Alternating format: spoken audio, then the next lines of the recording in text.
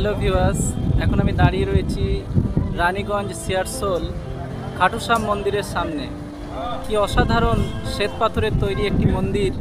আমরা মন্দিরটি ঘুরে দেখব, ভালো লাগবে আপনাদের।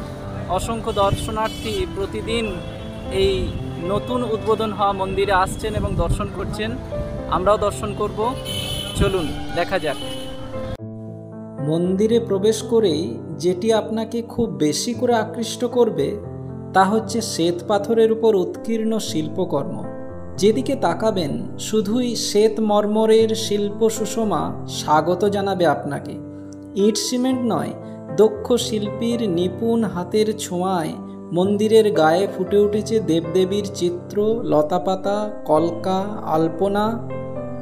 কালের কপোল তলে শুভ্র সমুজ্জ্বল এ তাজমহল।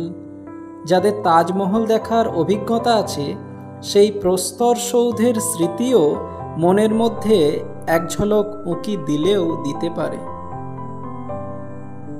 মহাভারতের অন্যতম পাণ্ডব ভীমের পুত্র ছিলেন ঘটোৎকচ। ঘটোৎকচের বীর পুত্র বারবারিক ছিলেন শ্রীকৃষ্ণের অন্যতম ভক্ত। মহামায়ার কৃপায় বারবারিক 3টি দিব্য অস্ত্র লাভ করেছিলেন এবং সেই অস্ত্র 3টি তিনি দুর্বলকে রক্ষা করার জন্যই ব্যবহার করবেন তা প্রতিশ্রুতিবদ্ধ হয়েছিলেন। শ্রীকৃষ্ণ পাণ্ডবদের জয়কে নিশ্চিত করার জন্য ব্রাহ্মণের ছদ্মবেশে বারবারিককে ওই অস্ত্র 3টি প্রয়োগে বাধা দেন।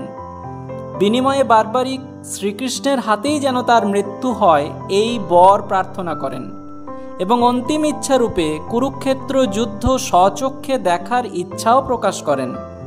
শ্রীকৃষ্ণ তার সুদর্শন চক্র চালনার দ্বারা বারবারিকের মস্তক ছিন্ন করেন। কাটা মুণ্ডটি তিনি একটি পর্বতের উপর রেখে দেন, যাতে বারবারিক কুরুক্ষেত্র যুদ্ধ সমস্তটাই প্রত্যক্ষ করতে পারেন। মান্যতা এই যে শ্রীকৃষ্ণের আশীর্বাদে বারবারিক এখনও জীবিত রয়েছেন এবং খাটুশ্যাম বাবা রূপে তিনি ভক্তের দুঃখ কষ্ট দূর করে চলেছেন।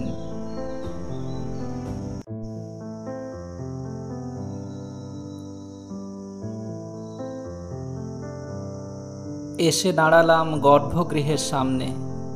খাঁটি রূপোর তৈরি এই দরজাটি একবার দেখুন, কি অসাধারণ দিব্য শোভা। শ্বেত পাথরের দেওয়ালের সৌন্দর্যের সঙ্গে যেন পরিপূরক হয়ে গেছে। গর্ভগৃহের মার্বেলের মেঝে, কারুকার্যময় খিলান, স্তম্ভ, মূর্তির অলঙ্কারের দিব্যতা যেন স্বর্গীয় সৌন্দর্যের আভাস দিচ্ছে।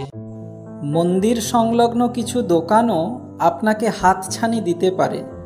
স্মৃতিচিহ্ন রূপে কিছু মাঙ্গলিক ঘর সাজানো উপকরণও চাইলে কিনে নিতে পারেন। হারে কা সাহারা বাবা খাটুশ্যাম হামারা। খাটুশ্যাম বাবাকে হতভাগ্যের ভরসা বলা হয়ে থাকে।